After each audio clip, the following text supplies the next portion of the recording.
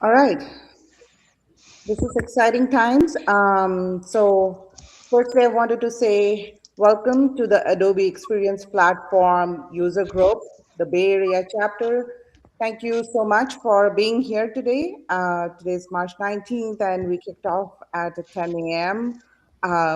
Pacific time and 1 p.m. Eastern time. We got a packed session limited for you, so let's just jump in right away.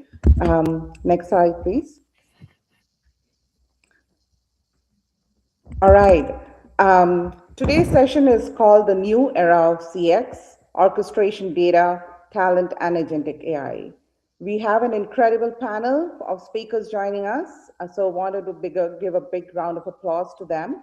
First up, we have Anish Raul, Senior Marketing Lead at Slink TV. He'll be taking and talking about how data fuels creative decisions and real revenue growth. Then we have Mridul. He's the Technical Marketing Operations Manager at Data Affinity. Mridul is going to share his journey from his grad program to how he got certified as an AJO specialist and was able to get into his first job and also get promoted. So he's going to talk about that. Next, we have Akin Tunde here, who is our group product manager at Adobe. Akin will take us deep dive into the agent orchestration and what agentic AI looks like inside AEP. And then finally, we have Namita Krishnan, Senior Product Manager for the AEP AI Assistant at Adobe. And Namita will be available to weigh in and do a demo for us on how AI is shaping the platform going forward. With that, we have our host over here, Radhika Sundaranam from Workday. She will be hosting rest of the session. So over to you, Radhika. Thank you, Tanu. Thank you, everyone, for joining us. Before we get started, I have a quick icebreaker question for our experienced and our great uh, team here. So I'll start with Anish first. So which AI feature has become indispensable to your daily routine? That's a great question. The AI feature that is becoming indispensable to my daily routine is video generation using Sora. It is incredible. I use it a lot to promote my podcast, The Art of Commerce, or just having a lot of fun. Like one day I can be a superhero, the other day I can be a cowboy in space. In fact, this is not even the real me right now. No, I'm kidding. But video generation using AI is my favorite indispensable feature. It's mind blowing every single time. Thank you, Anish. How about you, Mridul? Yeah, for me, honestly, just vibe coding on Claude and creating quick tools for to improve my processes is something that I really enjoy. It helps me get my work done faster, and also makes me analyze data and problem solve much quicker. Awesome. How about you, Akin?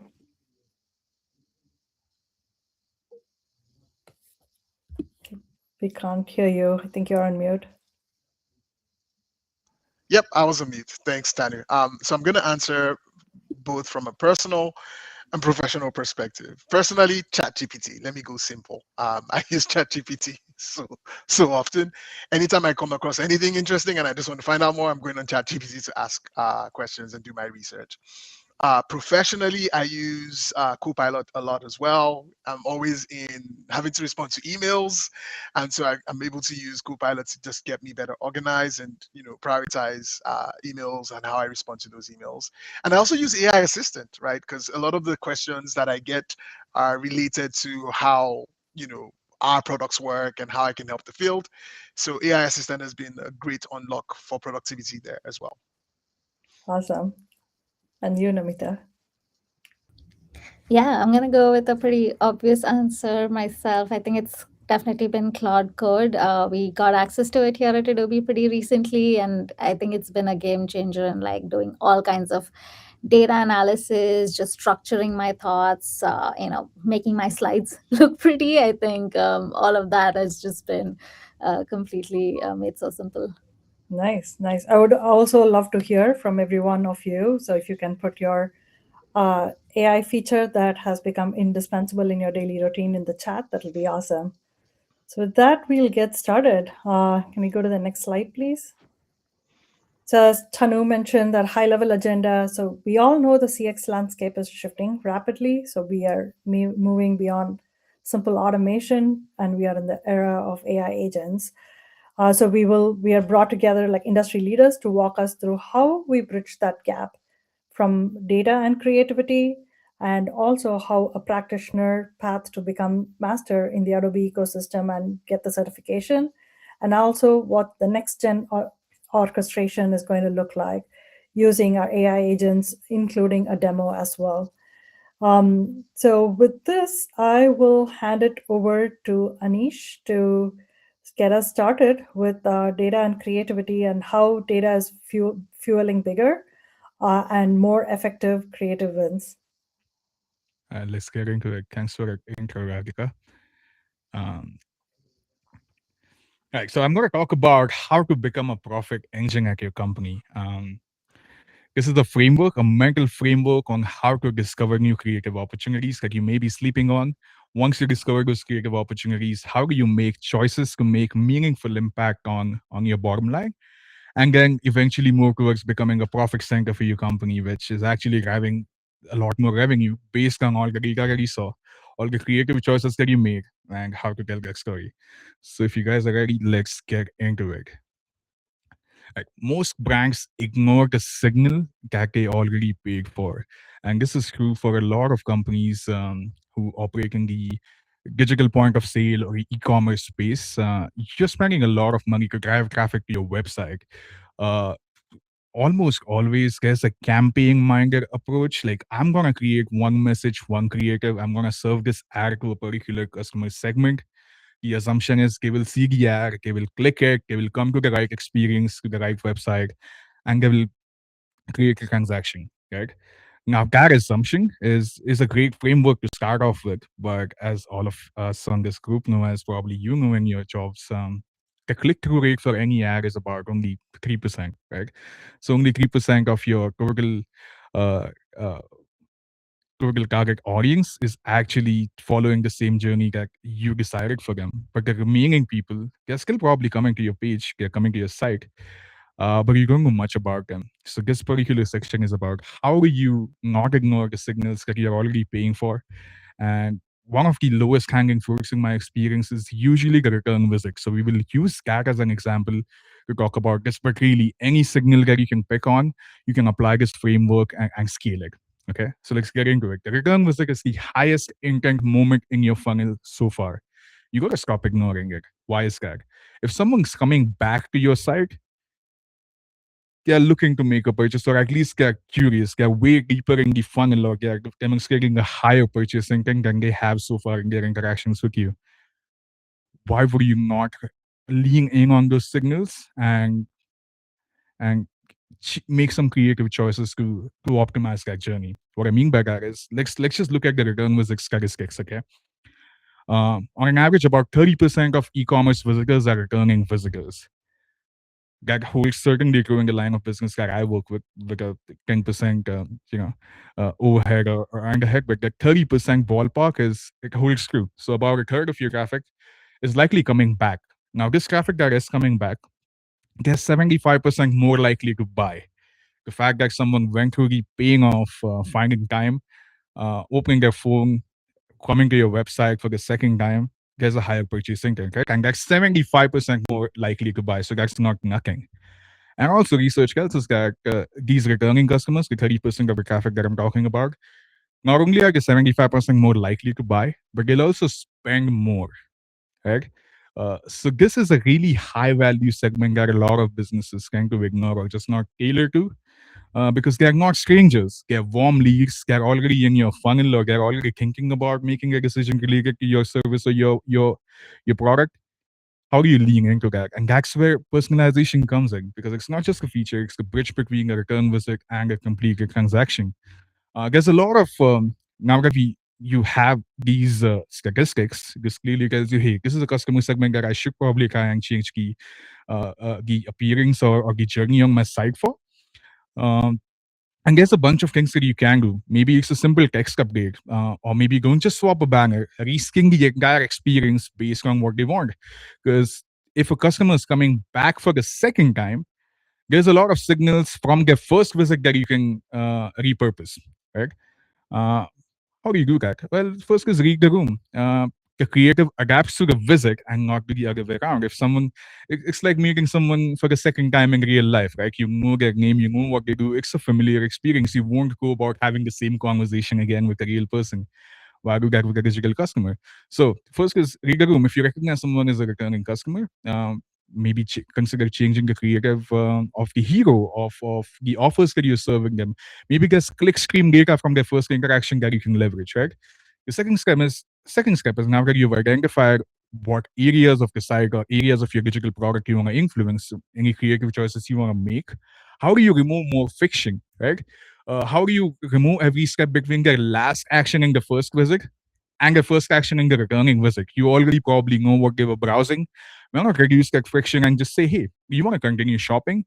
Do you want to pick up where you left off, right? That's it's a very simple creative and UX decision that can help reduce some friction. And lastly, make the user experience opinionated. This is where when you're making creative choices based on the signals that the user has given to you, it's no longer the customer telling you everything they need from you again. It's a conversation. Your experience is dynamic, and that actually reduces a lot of friction and also drives tons of bottom line impact through conversion rate gains, right? So that's how you can use data signals to just inform creative choices, because obviously you can dig way deeper, go micro segmenting and combine different SKUs, different offers, different messaging. But that's largely the overall framework, right?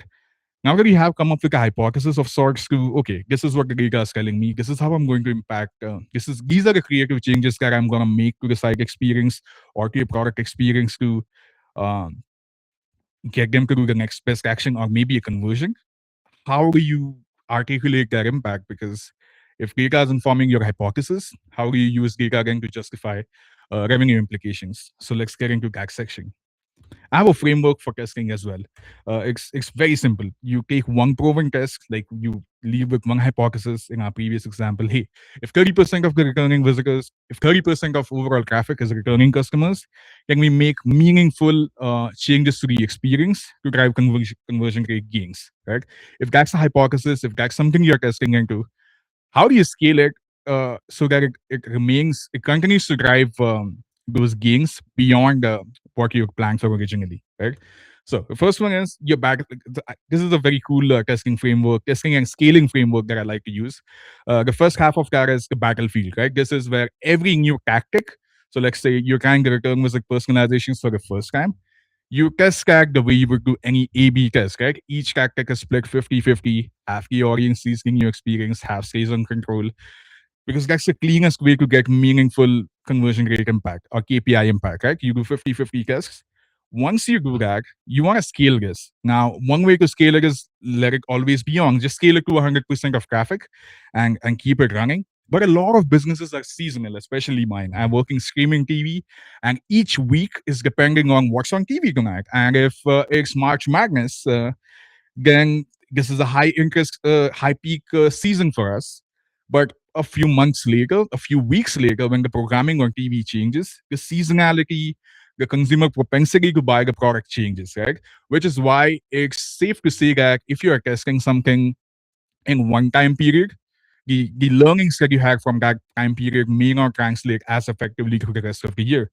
So how do you then continue to measure impact while not making any assumptions? So that's when the harvest phase uh, comes to life here. Once you have a recommendation that or a creative impact that you tested into, you know it gave you a 10% lift, for example.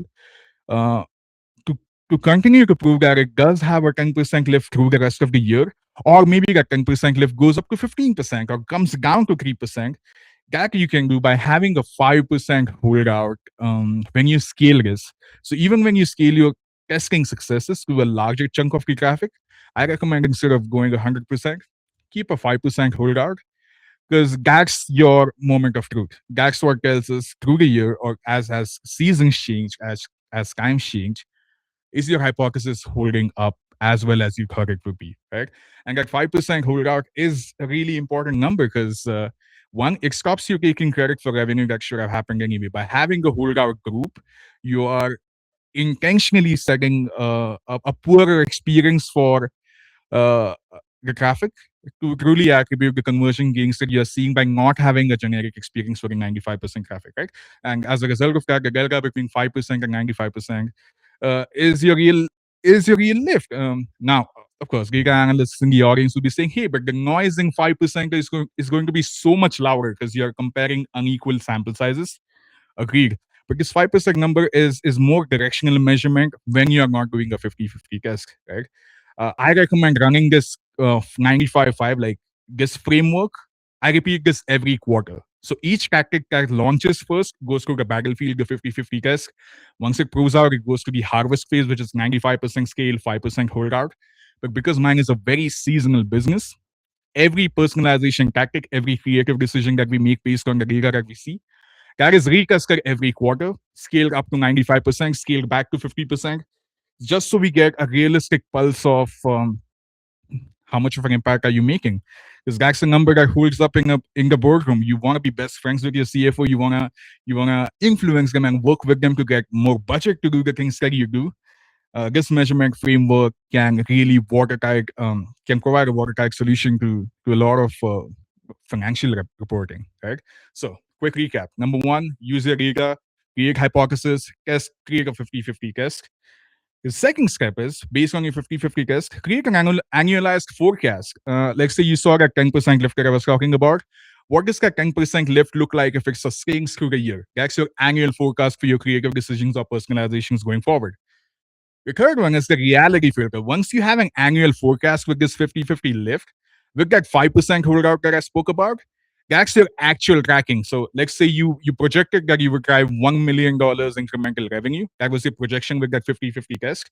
When you switch to a 95-5, like the harvest phase, that's you actually tracking how well are you mapping against the projection of 1 million as the times change, as the seasons change, right? So once you kind of have that annualized forecast and how you're tracking it with the baked in holdout groups, voila, suddenly you're gone from just being a cost center to an actual profit center because now you have a measurable framework to help your team, your leadership understand, hey, all of these incremental gains, all of this incremental revenue that we're driving is tested, is against these hypotheses, is against the data that we observed. And that's how we move from being a cost center as a marketing team to a profit center, and that's the whole game. So prove what you cost, stop asking for budget, and start justifying us with this framework that we spoke about. And I'd like to say, the personal opinion, the marketer who can show incremental revenue owns the room. So get after it. With that, I will stop my spiel and hand it on to the next speaker. Or Tanu Radhika, let me know if we want to pause for questions right now. We can address the questions at the end. Let's move on to the next speaker. Anish, definitely battlefield to harvest and making friends with CFO in the boardroom. What a talk. So amazing talk. And let's move on to Mridul. Awesome. Thank you. Yeah. Thanks, Anish.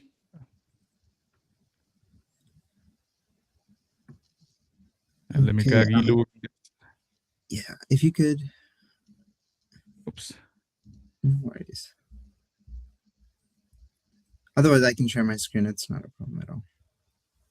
Yeah, it's not loading rightly on my end. I'm sorry.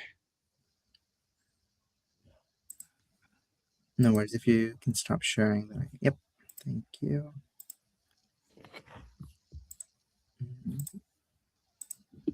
Okay. Are you guys able to see my screen? Yes. Okay, great.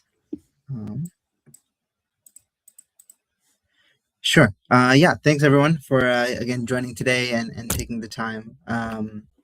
So a little bit, some context here. My career path isn't traditional. I did my MBA in Japan, ran through, with this current role, it's some of the most complex enterprise marketing stacks, and it landed me inside Adobe itself as a person teams called when they didn't know what to do next. Today, I want to share that journey, and more importantly, what I learned along the way, and that way you can take that and apply it yourself. And one thing I'll come back to throughout today is none of what I'm about to share happened because I put my hand up and said, "Look at me." It happened because I kept doing the work, stayed ready when I was asked, and let the results do the talking. That's the real through line here. And yeah, so kind of this is the agenda. I'll talk about my origin story, why Japan, why Martech, and then the AJO certification specifically, and how I prepared and what it unlocked. Um, then the two slides that I think the most useful for anyone else in this room is how I actually built trust as an SME, and I've stayed relevant since. We'll close the chapter with the SME chapter at Adobe and some honest reflections. So I did my MBA in Nagoya, and I chose Japan because it was a great opportunity to live in another country that's different from the rest of the world, and it was a very global cohort. So I had people from all over the world that I had a great opportunity to talk with and learn from. And then besides that, it was learning the language itself. I think I speak pretty good Japanese here. And so if anybody does, I'm happy to converse with you. But the learning the language itself had its own challenges, whether that's really understanding the underlying structure or forcing myself and being proactive in and how do I get involved in learning the language itself. And that kind of trickles down to MarTech. The skill of breaking down a complex language into learnable rules is exactly the same skills that you would use when designing a data model in AEP or architecting a journey in AJO. And you're always looking for the underlying structure. And actually, before my role, I was a Adobe campaign solutions consultant at Adobe as a contract role, and so that was my first time not necessarily getting deep into the tool, but that was just executing campaigns. But what I did there was not only execute those campaigns, but be proactive in creating resolutions, improving the open rate, and launching these campaigns. And so now it kind of goes into how I got certified. It wasn't, I can't go on here and just tell you guys, go on Experience League and you'll find out all the information that you need. Experience League is extremely useful, and I think I use it as a great learning source, but there's a specific path I followed. So one of the first things I did was I opened up the syllabus. Adobe's website has a syllabus on the certification, and I walked through, okay, what are some of the key points that I know and I don't know? Whether that's from my previous experiences or something that I've just learned from interacting with people in the space. Then I took the opportunity to also look at the practice test, and the practice test wasn't necessarily a tool of, oh, let me just feel confident before I go in, but it was a diagnostic tool. It showed me my gaps in my areas and see, okay, where is something that I can learn and improve on.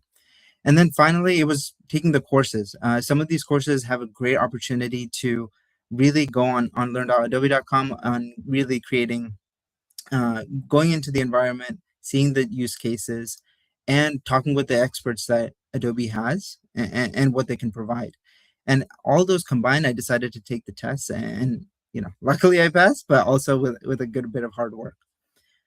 And that's the prep, and that's how I got the certification. But what's more interesting is what happened after. When I joined Data Affinity, there was no AJO knowledge on the team. I mean, none. I got started on Marketo, got certified, got comfortable with the tool. But then during one of the daily stand-ups, somebody mentioned AJO, and that was just a word. I mean, it could have no meaning. But my curiosity was, okay, what is this? How I can see maybe it is something that's going to be something important for this team.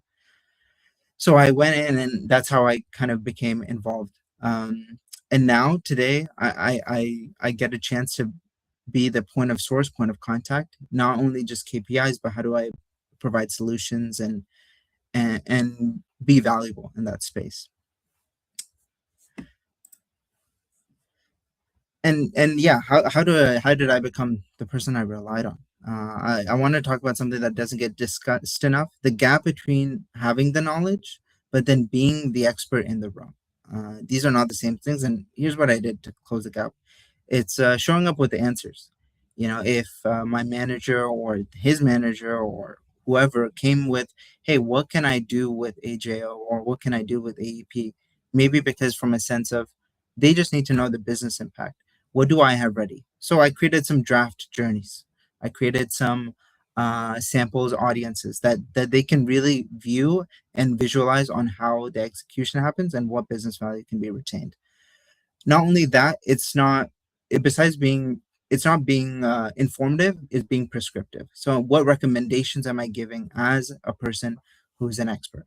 And maybe internally I didn't feel like an expert, but if I showed that confidence and had that knowledge backing, then I could easily provide that solution to my managers and their reports. On top of that, it's documenting everything. It's creating repeatable frameworks for those who come after or who I'm working with in the future. It's really critical that people are able to leverage this tool, and AJO is a great space for a lot of people, either from technical or non-technical backgrounds, to be able to empower their own marketers. The SME isn't a destination; it's a habit, and how you build trust and being trusted is something that's very critical to how I operate today. Um, and it's providing the certification got me into the room, and it provided me to have some authority, but the more of learning part of the role and sharing what I was learning kind of solidified me as an SME itself. Whether that's going into the data modeling, I'm not directly going into the back end, but that's working with the engineers, with the data engineers, and how can I provide that? So it's really being proactive and being involved and being hungry. I think it's really easy today to take a back seat and let maybe a certain organization to control it, but how do I get involved so I am equipped to help my own team with their own use case? On top of that, it's staying updated with the new release notes that come out. AJO is constantly transforming platform, and so it's critical on how can we do um, some of the new features that come out. What are some, maybe remove some of the blockers that we had before? How do we address some challenges? And it's experimenting. You know, the sandboxes that are provided do a great opportunity of kind of breaking it, and the goal is to break the sandbox, so hopefully you can, when you go into production, you're able to execute quickly and efficiently. And I took the same, again, like I mentioned before, the Marketo certification that I did gave me a great insight onto how the AJO certification is. So having an idea on the martech systems helps you in all aspects of AEP and AJO. Yeah, and so here it's how do you become an SME? And this was kind of a little bit more of my path here itself. So from a campaign solution consultant to a practitioner, and expanding to further regions. So I got a great chance as I established myself in North America with my Japan background and supporting different roles. Okay, how do I expand to APAC and EMEA, and having a more localization effort? By this point, I had a great understanding of AJO and AEP itself, but I'm constantly learning. So that's being around the people who are in the industry, people who are experts in the space, and bouncing off ideas. How did you approach the solution? People, there's many ways to use AJO, so what's the best for your use case? And these questions is something that I always am asking and always looking to improve. So that's custom actions, journey designs, data enablement. All of these questions is something that either if I don't know myself, even as an SME, I'm able to find out the answer and deliver quickly and efficiently to my stakeholders. And here I would say let's maybe reflect on some of the things I learned and maybe what's next. It's really getting deep within the space. How do I really establish myself in the AJO space? It's constantly growing. It's relatively a new tool, but it's also has a lot of backing and it has a lot of history behind it. So what are the niche tools and tips and tricks and best practices that are useful for my team? And then context.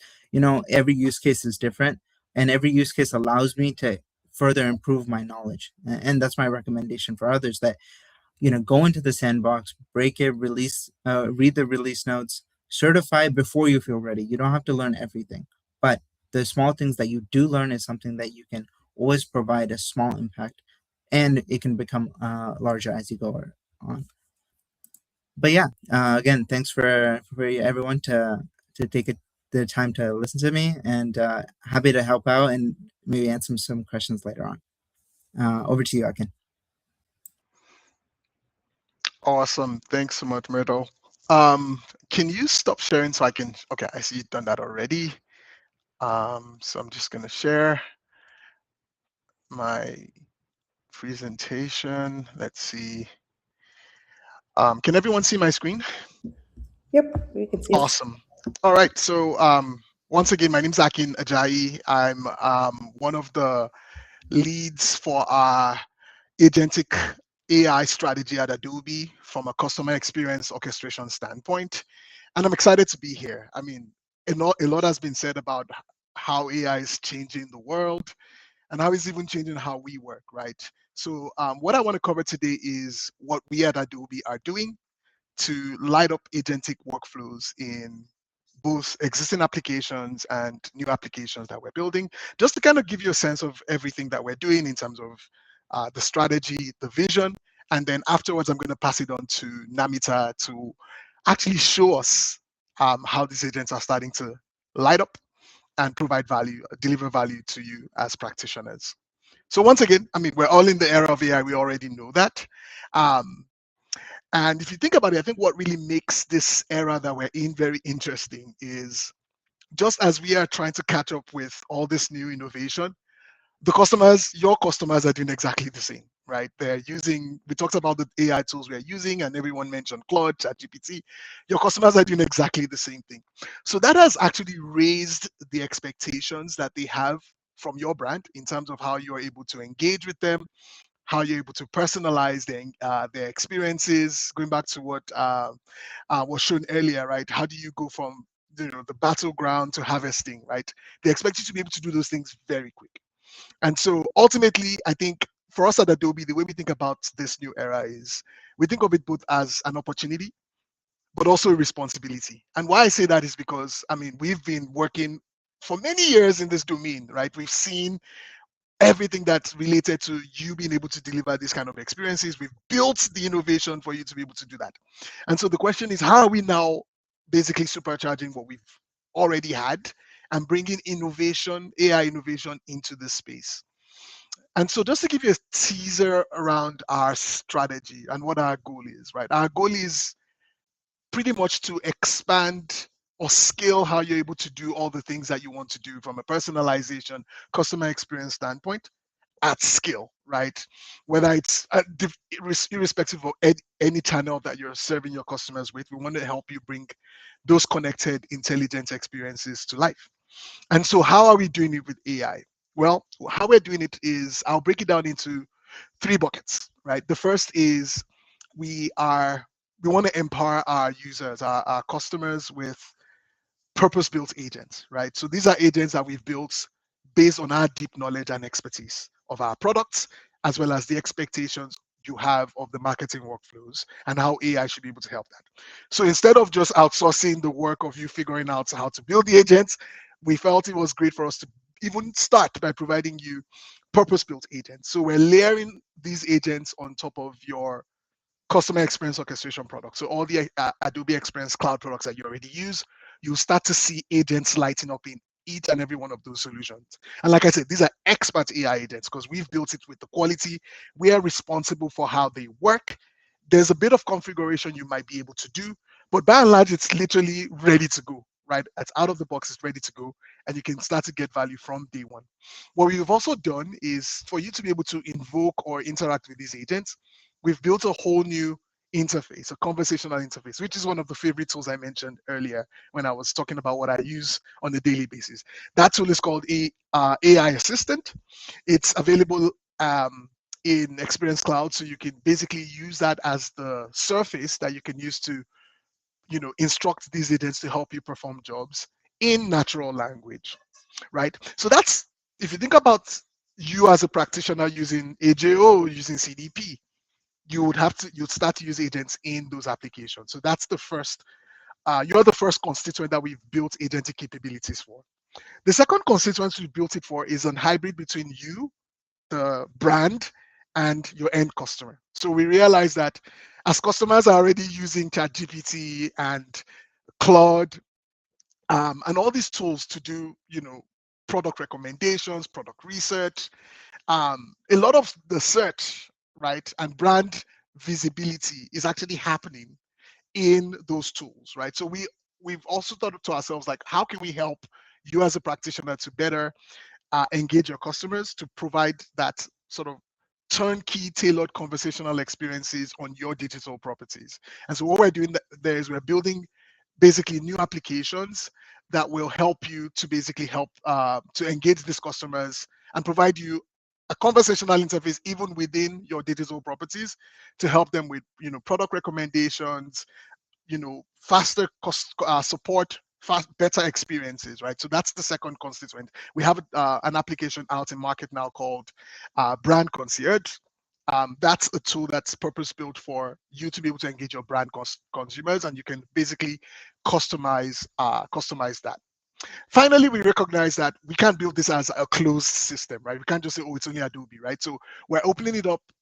We're building in an open ecosystem, and what that means is not only can you use these agents through AI Assistant, but eventually you'll be able to use them, or interact with them through different surfaces, whether it's ChatGPT, whether it's Copilot, or a Microsoft application, right? So all these different surfaces would also be able to connect and integrate with our agents. So we're building this to be extensible. And the good news is we're building all of this in AEP, right? So AEP is the platform layer that AEP Agent Orchestrator is that new platform layer that we've introduced in platform to basically power this entire ecosystem within Adobe, right? So it's a centralized and connected approach so that all these agents are using, similar models. They're basically based on the same kind of knowledge bases or knowledge graphs, and they can basically be orchestrated to talk to each other.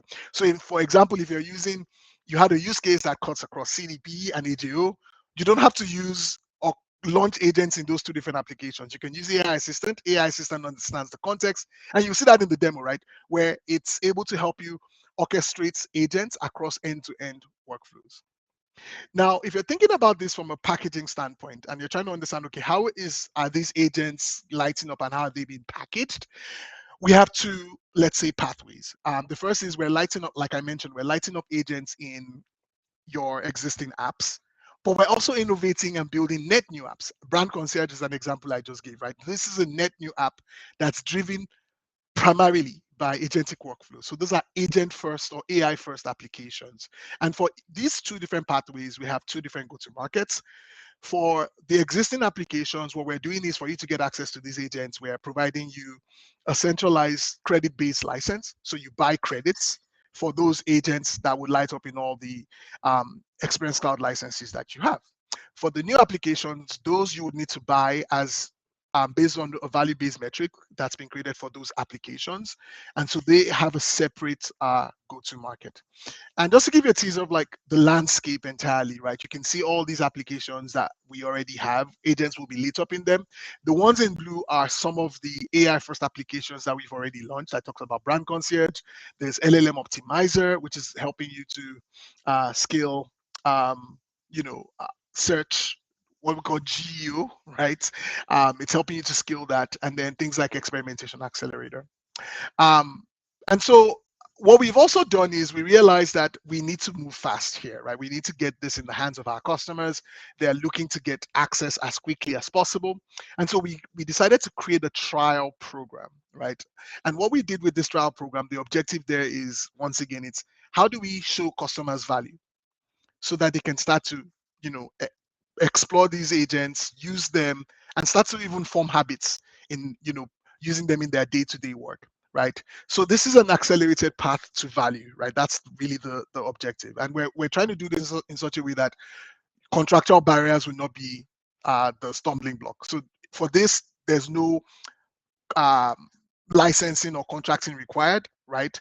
We're enabling this trial for as many eligible customers that are legally eligible to use AI. We're turning it on for them.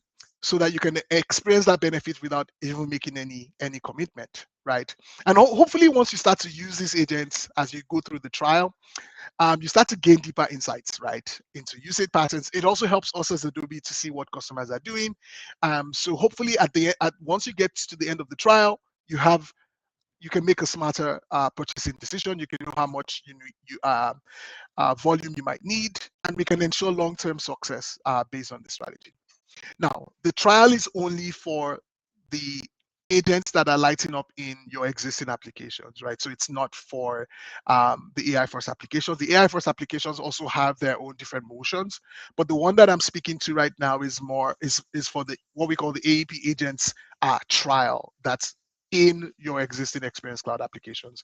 We have a bunch of agents that are available in these applications. So for example, in AJO, we have agents that are helping you with your journey workflows. We have for CJ customers, there's data insights agent that's helping with your insights workflows. There's product support agent, and we have a bunch of agents that are also going to be released, some at Summit and some even beyond that. So there's a lot of goodness to look forward to here. And with the way we really think about this, it's really not about these individual agents, right? They're just names on the screen, right? It's more about what do they help you with? And to help you understand how they can help you, we've created this construct of jobs, which is basically what you as a practitioner might be trying to do. And so if you're wondering how can an agent help me, or how can what Adobe has um, help me, this helps you to get a good sense of like the typical jobs that they can help you with. And these jobs, we see that they usually fall into these different categories. So it's either it's helping you to do some creation, whether it's content or creating an audience, to things like ideation, to things like managing existing workflows, to you even learning product knowledge, right? All of these are different job categories that these agents can help you for. And to be more specific, you can see some of the jobs we have across those different use case domains, right? So with data and insights, you can do data visualization, data analysis. With audiences and journeys, you can do ideation, analysis, and management. So there's a plethora of jobs that this will be able to help you with as regards to how you already use the applications today. Now, I mentioned earlier that this is the way you're able to use this is based on credits, right? So we have credits as the metric. And this is just basically, it quantifies the execution of those jobs. So every time you're executing a job, depending on the complexity and the value you're deriving from those jobs, that would determine how many credits will be consumed. So for simple jobs, of course, that wouldn't, if you're asking a simple question, maybe to get a quick insights around how many audiences you have, that will cost less than you doing something that's maybe related to like creating an audience that maybe has more steps or has more complex logic involved, right? So we've actually published all the credits that these typical jobs can consume. We have an experience leak documentation that actually shows you how these credits are consumed. Now that's the boring part, right? It's time to actually show you how these agents are lighting up and how you can basically use them.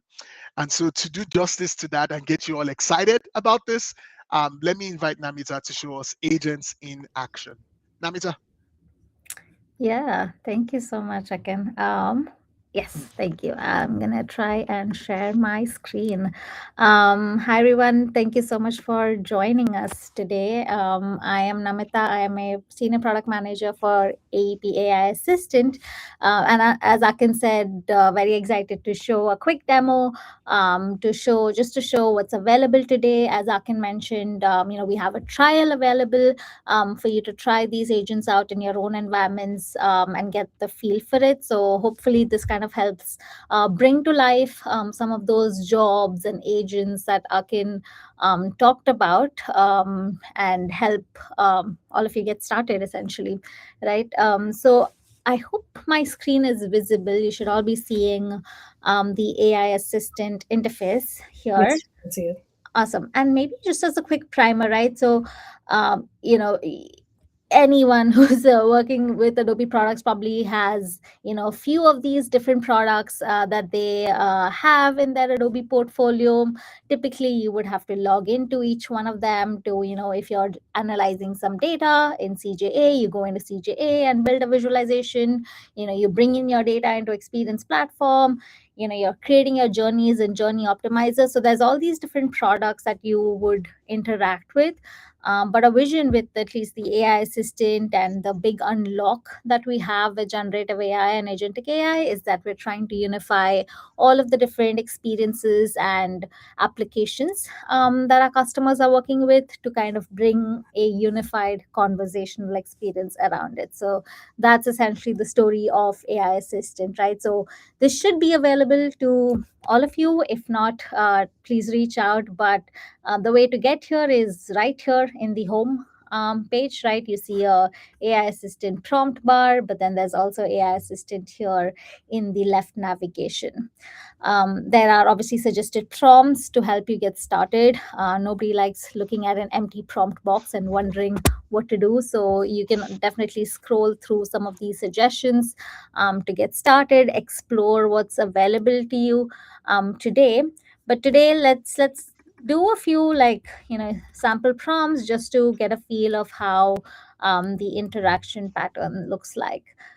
So for today's demo, let's take Adobe's favorite brand, Luma. Luma is an online retail brand, and the marketing team just launched, just wrapped up a seasonal campaign, and they're trying to see how it's performing, what's happening, and plan for their next strategic campaign, right? So let's see kind of how I can literally just use natural language to get some data insights, go all the way to like creating an audience, setting up journeys, creating content, all of that kind of within this conversational experience. So let's get started. So I kind of did launch some new product views, and I'm trying to understand how that's been impacting my cart addition metrics. Anish talked so much today about like data being your, like there's no way to get around data, right? Like you need data to be in that boardroom and make your justify basically everything you're doing.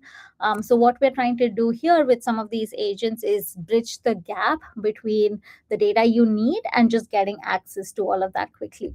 So as you can see here, I submitted this prompt asking to compare, cart addition events to product views, right? So I have a hypothesis that people are viewing a lot of products, but not enough add to cart events are happening. So I'm just trying to compare and see what's happening there. And like within seconds, AI Assistant was able to pull all of that information from customer journey analytics and show it to me. Like it tells me how many product views I've had in 2025, how many add to cart events, what that conversion rate looks like. It trends the data to me over time as well. I mean, this is a little hard to pass, but you can imagine I can just ask it to do month-wise comparison if I need something a little simpler to understand. So in this case, it's pretty clear that the conversion rate not looking that bad, right? 30% people who among all the product views, I'm getting 30% cart additions, so that's not terrible. But obviously there's a lot of opportunity there as well, where we can get more people to add items to their carts based on the products that they're viewing, right? So let's see how we can use this insight to actually capture some of that audience as well. The big question when I come into AEP is, how do I build this audience, right? Do I have fields, XDM fields already in AEP that can help me build such an audience? So the question I ask here is, hey, do I have any fields in AEP that capture this particular metric that I'm interested in, which is the product page views? And pretty instantly, it's able to run a semantic search on all of the XDM fields that I have to identify ones that might be relevant to what I'm looking for. So in this case, it comes back with three different fields that it thinks are relevant, right? So there's commerce product views, there's web page details page views, and then another system computed attributes, right? So it comes back with the field names, how relevant it is. In some cases, it's also able to pull in sample values just so that I get a sense of what these fields are and then also where they are used. right? So this is this very simple way, as opposed to going into your rule builder and trying to search for fields with like the keyword, remembering those keywords. You can kind of use this to do semantic search over your XDM fields. The second one here looks pretty interesting, right? It does tell me that it's used in an audience. So I do want to probe a little bit on this, and ask if there are any audiences using that second one, and what those details are, right? So as you see here, I didn't have to like specify which field I'm talking about. It's purely conversational, that it remembers and identifies that this is the one I'm interested in and tells me more information about this, right? So in this case, I asked to see audiences related to that second one, and to show me some details, and it pulls exactly that. So these kinds of lineage and relationships, I think our customers have been finding especially useful to check relationships between fields and audiences and journeys, data sets and schemas. Those kinds of relationships checks has been really helpful for our customers as well. So this is just a quick example of what that would look like. In this case, I do see 3 audiences, and I can dig in a little bit by clicking on that button just to see through everything, read through the definitions, look at how many profiles I'm seeing. This would ideally be helpful just to get a lay of the land and see if there's an existing audience I can use. In this case, it's not quite what I'm looking for, right? I want something a little different this time, but this was still helpful to see. What I actually need is to target people who already are gold loyalty members and have more than 2 product views in the last month, right? So none of these existing audiences are really cutting the bill for me. So, but no worries. All I need to do is ask AI Assistant to create an audience. I give it the definition that I'm looking for, right? I want to target some of my high tier loyalty members, so the gold loyalty members. Looking at people who've looked at least 2 products in the last month, so that we can kind of target them with some personalized recommendations and get them to add to their carts, and in turn convert them as well, right? So just giving these descriptions in natural language, and AI Assistant comes back with a plan. So this question is a little different from all of my previous questions, right? So previous questions, I was just asking for some information, and it just gave that to me pretty directly. In this case, I'm asking it to create an audience, and it's a slightly more complex question in nature, which is why the first thing AI Assistant does is that it comes back to me with a plan of action. So it's just telling me, like, hey, I understand your question, and here's what I plan to do, right? Like, step 1, I'm going to identify the audience characteristics and create the definition for you. If you're happy with that, I'm going to go ahead and estimate the audience size. And finally, once all of that looks good, I'm going to propose and save the new audience, right? So it's just giving me a bit of a signal up ahead as to what's going to happen in this conversation, just so that I can validate and verify if this looks good to me. I mean, this obviously looks good to me, so I'm just going to say okay, right, and ask it to go ahead. And it does exactly that. So when I say okay, it actually goes through step 1 and 2 here to actually build this audience definition. It uses the estimation API to build the estimated profiles. There's around 300,000 profiles that match this query. And if I'm curious, it also shows me the actual PQL, or the profile query language that was generated for this, right? So if I do want to really make sure we're doing the right thing here, it explains it to me in English, but also shows me the backend PQL that's actually going to get saved for this audience, right? There's obviously a bunch of explanation in there, just so that I can keep validating and verifying everything that the agent is doing. But for now, I'm kind of happy with this definition. It makes sense to me. The PQL looks good to me. So I'm just going to ask it to go ahead and create, right? So as you can see, it's definitely a lot of human in the loop at this point. That's how we're building it at this phase and pretty intentionally so that we get time to build trust with our users. So it kind of waits for my explicit approval to create it, and now it's done. So it actually generates this audience. I can obviously go and look at it in RTCDP, edit it further if I need to.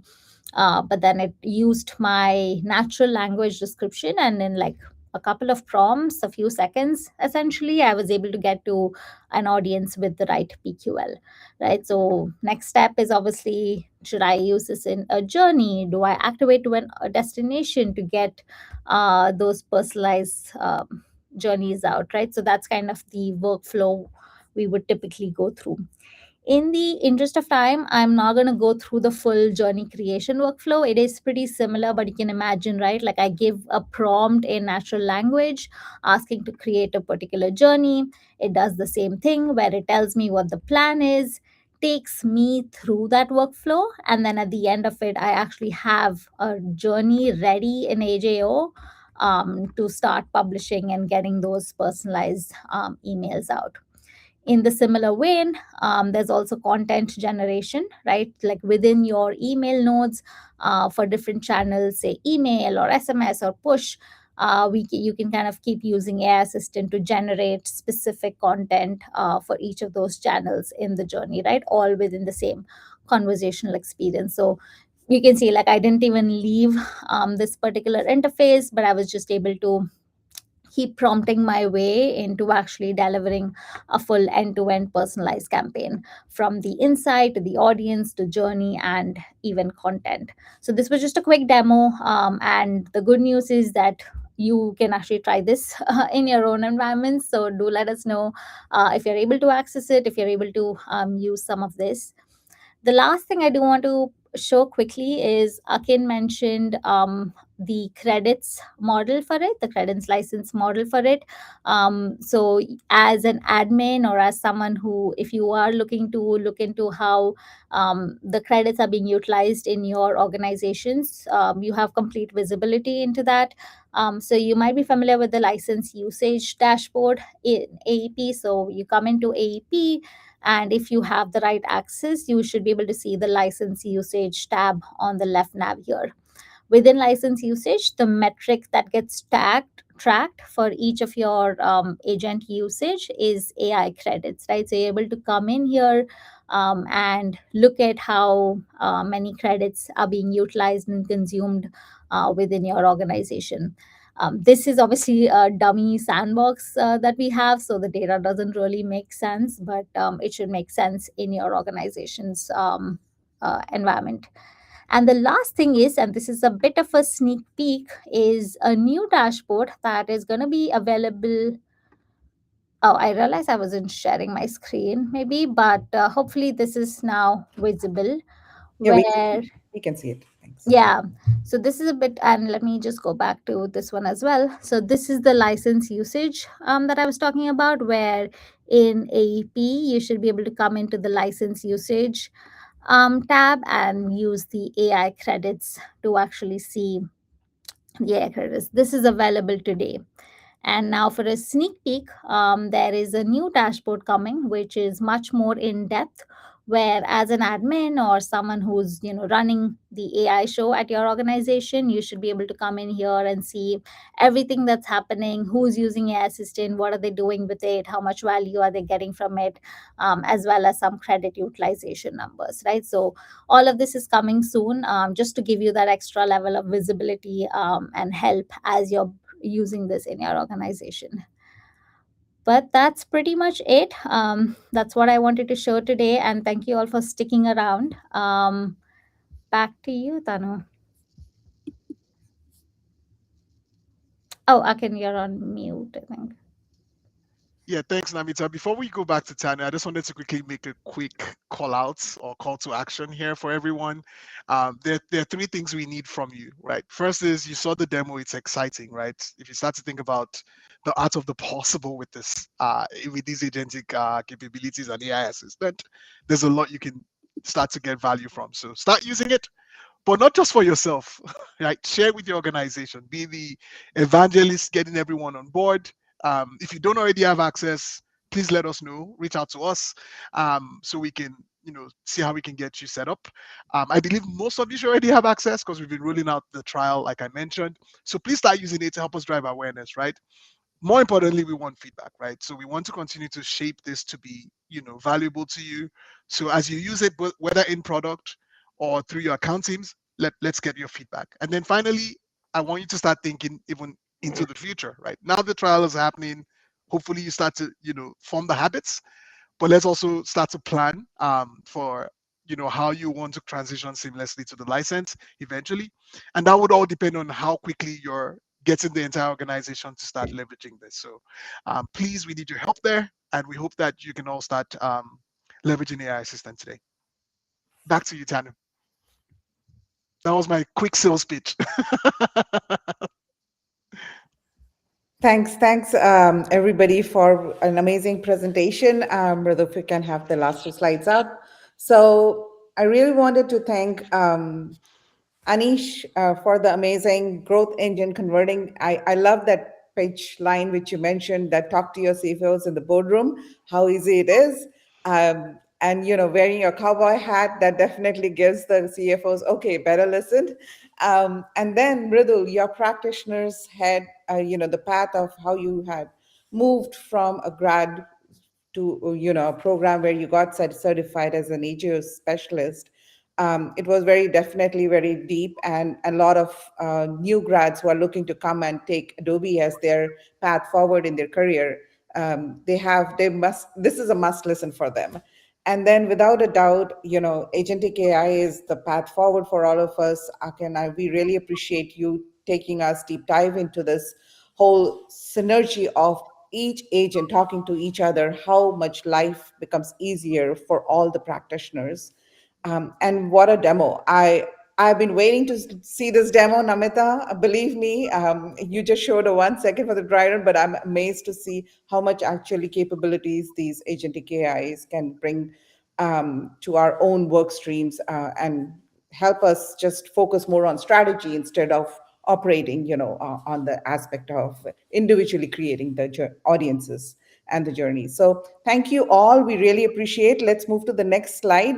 We do have a quick survey slide. If we can have everyone just help us. If we can move to the next slide. Yeah, thank you. So take 2 minutes and help us post your feedback to us. We really need that to refine our webinar. We should be coming back after Summit. Let's all hope we all meet each other at Summit. And if you have any questions, feel free to reach out to us as well. The survey feedback form has the email address, and then we will be posting the recording for you all along with a quick newsletter so that we can all stay in touch. Once again, I really want to thank all the speakers to jump in and share all their nits and nuggets. Look forward to catching everyone at Summit. Thank you. Thank you, everyone. Bye.